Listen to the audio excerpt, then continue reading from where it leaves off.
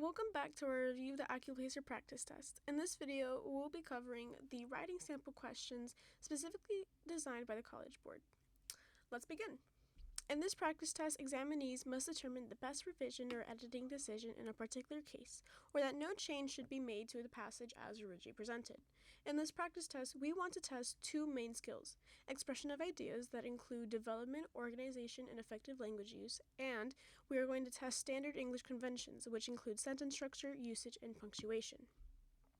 So for the first set of instructions for this test, it asks us to read the following early draft of an essay and then choose the best answer to the question or the best completion of a statement. Even though we are given this first draft, we actually don't have to read it right away, as we notice that each of these questions already on this first page actually has its own sentence or fragment of this essay. So we can actually skip reading for now. So let's jump right into the first question. Which is the best version of the underlined portion of sentence 3 as reproduced below? See? Much of the freight their trucks carried in the early years were fruit grown in the San Joaquin Valley. So it's asking us to find the best version of the underlined portion, which is were. So our answer choices are A, as it is now, to leave it; B, have been; C, are; or D, was. So with our first question, we are looking at the singular subject much, which is what starts our sentence off here. Because much is a singular subject, the only answer choice that would agree with the singular subject in the sentence is was. So our answer is D. Let's move on to our second question. Which is the best decision regarding the underlined portion of sentence 5 as reproduced below? Eventually, the operation became a major employer, providing year-round jobs for about 200 people and up to 400 part-time jobs during harvest season, coming after growing season. So we can A, leave it as it is now; B, revise it to when the crops are ready to pick; C, revise it to after the produce has ripened; or D, delete it and end the sentence with a period. So the first three answer choices would make the sentence wordy, since we already know that they are in harvest season. As you can see right before it, we are told they are in harvest season. So we can actually cross out, our first three choices, and let's look at D. As the delete it and end the sentence with a period. Deleting the underlined portion would actually result in a clear, understandable, and non-wordy sentence. So let's read it again just after deleting that. Eventually, the operation became a major employer, providing year-round jobs for about 200 people and up to 400 part-time jobs during harvest season. And we would put a period, and we can erase that part of the sentence. Perfect. Question 3. Which is the most logical placement for sentence 7 as reproduced below? The nectarine is a hybrid food. A, where it is now; B, after sentence 3; C, after sentence 10; or D, after sentence 11. So let's look we're actually going to look into this first draft, and let's go see where sentence 7 is. So sentence 7 is right here. The nectarine is a hybrid fruit. So let's read sentence 7 after each of our answer choices. If we read sentence 7 after sentence 3, which is, let's use the highlight color, which is up here. Let's see how that reads. Much of the freight their trucks carried in the early years were fruit grown in San Joaquin Valley. The nectarine is hybrid fruit. This sequence interrupts the narrative of the story and disrupts the flow between sentences 6 and 8. So we can cross out our answer choice B. If we read sentence 7 after sentence 10, let's look for sentence 10. Let's choose a different highlight color. Sentence 10 is down here. It's this one right here. It would read, though not the first nectarine, the fruit had existed in China for 2 millennia. The Sun Grand was unique in being hardly enough to ship great distances. The nectarine is a hybrid fruit. This choice also disrupts the flow of the passage and would give us basic information about the nectarine later in the passage instead of earlier where it is needed by the writer's development. So let's take out C2. So for our last choice, if sentence 7 is read after sentence 11, we would get, let's highlight Let's find a different color again. Let's go with orange. I like orange. Where is sentence 11? Oh, this is sentence 11 right here. It would read, by the 1960s, Kim Brothers included more than 500 acres of farmland and grossed more than 1 million annually. 7. The nectarine is a hybrid fruit. Again, this disrupts the flow of the passage and it also interrupts the narrative of the history given about the Kim brothers. So we can take out answer D. So we can actually leave sentence 7 where it is after sentence 6. Kim brothers succeeded even in the face of the Great Depression in the 1920s and 30s because the company produced and sold the first commercially viable nectarines. The nectarines is a hybrid fruit. It combines peach and plum. So it tells us, how this is a hybrid fruit. So we can actually leave it where it is, leaving us with choice A. So Question 4. Which is the best version of the underlined portion of sentence 10 as reproduced below? Though not the first nectarine, the fruit had existed in China for 2 millennia. The Sun Grand was unique in being hardly enough to ship great distances. So, we can A, leave it as it is now, B, millennia, period, and then the, C, millennia, dash, the, or millennia, parentheses, the. So, the dash is required.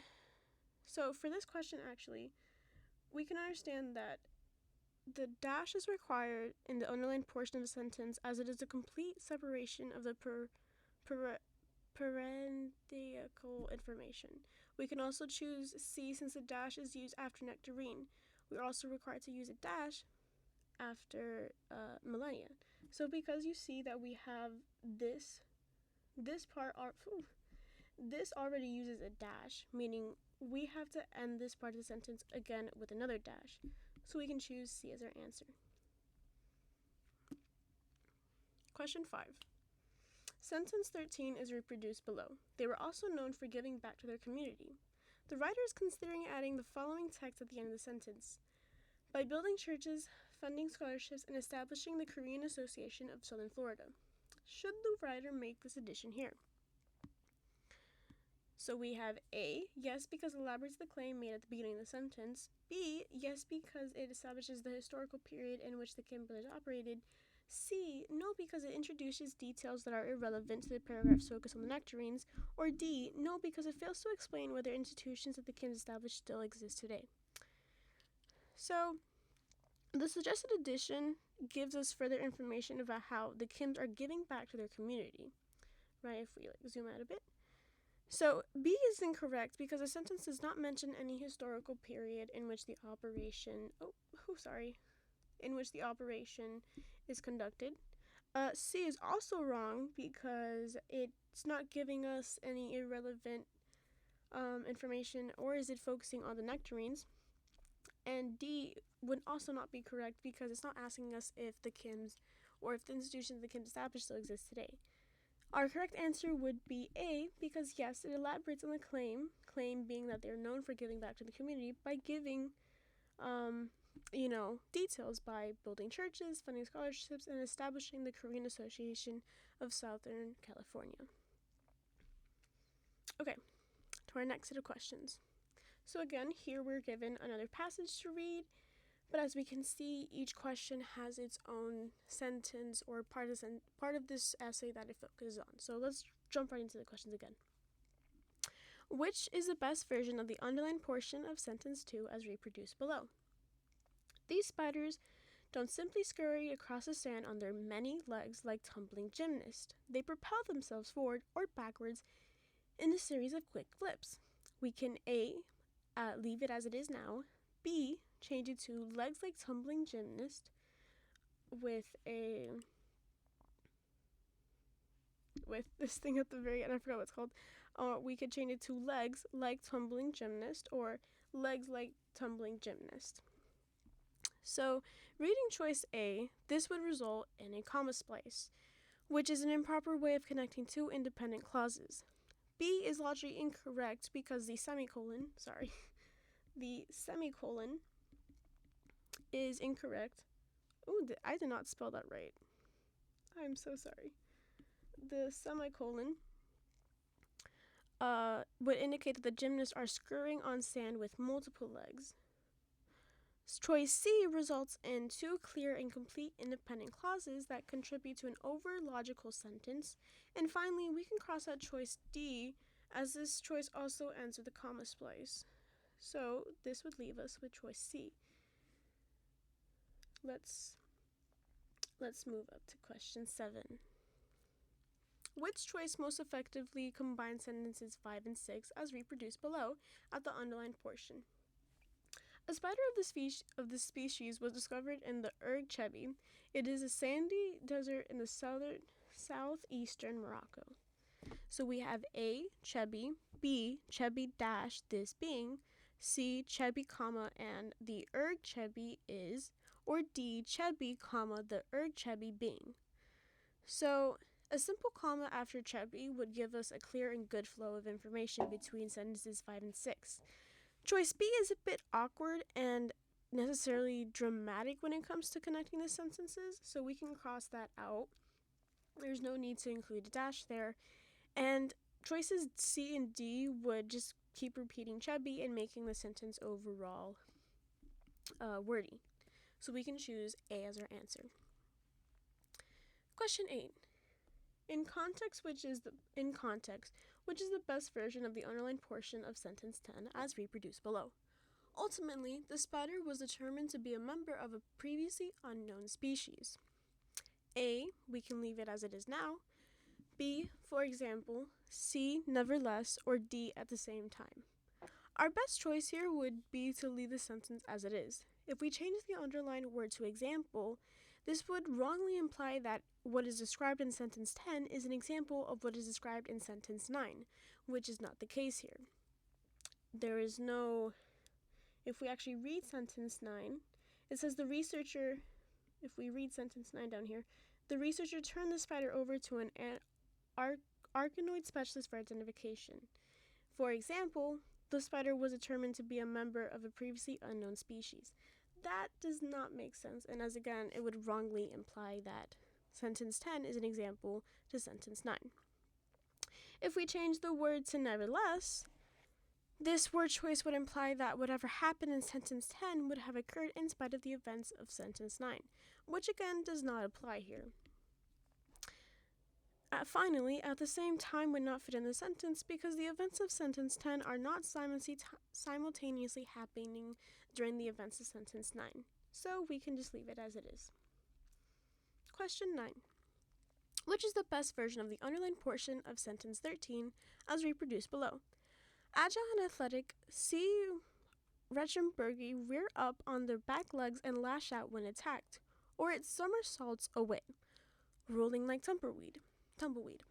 We can A, leave it as it is now, B, it will somersault, C, they somersault, or D, they were somersaulting. Let's do process of elimination for this question. Choice A would not make sense here because it does not correspond with the plural noun C. Reichenbergi, so we can cross out A. Choice B is also incorrect on the same basis as choice A. It does not go with the plural noun. Choice C gives us a plural they, which does go with the plural noun of the sentence, so we can keep that one. Finally, choice D does not make sense here because the word somersaulting wrongly shifts the sentence into a progressive tense. We can circle choice C as our final answer. Which sentence blurs the focus of the last paragraph and should therefore be deleted? So let's read sentences 14 to 17. So let's zoom in a bit so you can see the question and the last paragraph. So let's read this. Few spiders propel themselves as C. Reichenbergi do, and none do so as comprehensively. Golden rolling spiders of Namibia, for instance, can tumble, but they do so only using gravity to roll downhill. C. Reichenbergi, by contrast, elude predators by rolling uphill, downhill, or flat on the ground. Their reproductive organs distinguish them from other Ceburinus spiders. While these spiders run only 3.3 feet per second, they tumble at 6.6 feet per second. Even if the speedy escape method proves effective, however, it can be costly. Tumbling away too many times a day will ultimately exhaust the spiders and lead to their demise. So in this final paragraph, they're actually talking about, the way they move, how they're propelling themselves, and how they get away from predators by going uphill, downhill with these jumps. But if we look, sentence 17 actually gives us information about the reproductive organs. So we can understand that sentences 14 to 16 are relevant to the last paragraph as we are given information about their movement, and sentence 17 is the odd one out as it is telling us about the spider's reproductive organs. So let's move on to the next page. We have another passage. Feel free to take the time to read, but again, because each question actually gives us a specific sentence to look at, we're going to skip reading this time. Okay, question 11. Which is the best decision regarding the underlined portion of sentence 3 as reproduced below? Family, injustice, being African American, and female were Clifton's enduring themes. We can A, leave it as it is now, B, revise it to and being, C, revise it to and the subjects of, or D, delete it. So choice B gives a sentence effective parallelism, and clarifies the enduring themes that are mentioned in the passage. Choices A, C, and D do not make sense, and each of these choices would lead to faulty parallelism. So if we leave it as now, family, injustice, being African American and female, that one doesn't make sense. If we delete it, family, injustice, African American, that also does not make sense. If we look at C, revise it to and subjects of, family, injustice, and the subjects of African American and female, that does not make sense. If we revise it to family, injustice, and being African American and female were Clifton's enduring themes, our answer would be B, as it gives us that effective parallelism, and it's the only answer choice that makes sense. Let's move on to question 12. Which sentence blurs the focus of the second paragraph and therefore should be deleted? Let's look at the second paragraph. Let's read the second paragraph, actually. Family, injustice, being African American, and female were Clifton's enduring themes. Clifton was born in Depew, New York in 1936. In her collection Quilting, the speaker in the title poem draws a parallel between a woman teaching her daughter how to quilt and the transformative powers of alchemy. Remember, this will keep us warm, she says to the girl. The speaker wonders, however, whether the skills of keeping warm will one day be forgotten and people will lose the sight of lessons their ancestors had taught. Do the daughters quilt? She asked. Do the worlds continue spinning away from each other forever? So, sentence 3, again, as we read the second paragraph, we understand that this paragraph is about one of the themes that Clifton actually talks about. So, sentences 5 through 7 actually talk about the same example as it's talking about the poem, but if we look at sentence 4, it gives us information about Clifton being where she was born, being born in Depew, New York, and the rest of it is actually about the poem.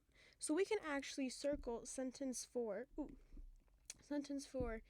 as this is a sentence that blurs away focus from the second paragraph. Again, because this paragraph is talking about one of the themes in Clifton's poems, and then sentence 4 just kind of throws you, oh, she was born here. Question 13. Which is the best version of the underlined portion of sentence 9 as reproduced below? Her poems often bore witness to what she called the bond of live things everywhere, a bond she evoked through seemingly simple but precisely chosen words. A, leave it as it is now, B, called, C, called dash, or D, called comma. So this is a really easy question. There is no punctuation needed after called, so we can just leave it as it is, as it would be wrong to put anything after called.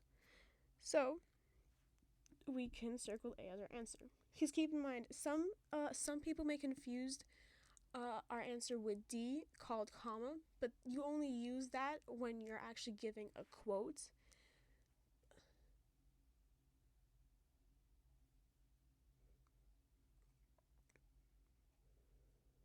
when you're actually giving a quote. So let's move on to question 14. Which version of the underlined portion of sentence 10, as reproduced below, provides the most effective introduction to the last paragraph? Clifton's powerful and innovative poems have been widely recognized and appreciated. We can A, leave it as it is now. B, passion for teaching others about poetry has. C, desire to use poetry to speak for the powerless has. Or D, many gifts as a writer and teacher have. So, after reading the last paragraph, let's read the last paragraph real quick. Actually, Clifton's powerful and innovative poems have been widely recognized and appreciated. Poet Rebecca Bingham called Clifton a master of economy and minimalism. Of Clifton's ambitious lines, poet Kevin Young said there was a kind of quietude in that lowercase, but also a boldness of speech that achieves a powerful intimacy. One of her former students, poet Elizabeth Whitehead, recalls fondly Clifton's college classroom as a place of quiet where poetry was loved and celebrated. A fellow student hosted dinner for their final class, and before everyone had left that evening, Clifton had them gather and join hands. Then we went around the circle, Whitehead recounts, sharing an idea or a quote or a passage from a poem in our last moments together. So let's go back to question 14.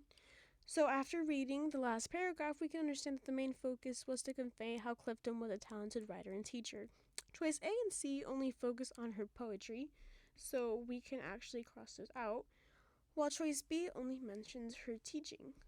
So that leaves us with choice D, which is where choice D mentions both the writer and the teacher, or amazing teacher, that Clifton was, and how she had many gifts, or she was very talented. So 15. In sentence 12, reproduced below, the writer wants to echo Bingham's observations from sentence 11. Which version of the underlined portion best accomplishes that goal? Of Clifton's ambitious lines, poet Kevin Young said there was a kind of quietude in that lowercase, but also a boldness of speech that achieves a powerful intimacy. We can A, leave it as it is now, B, change it to spare, C, nuanced, or D, vivid.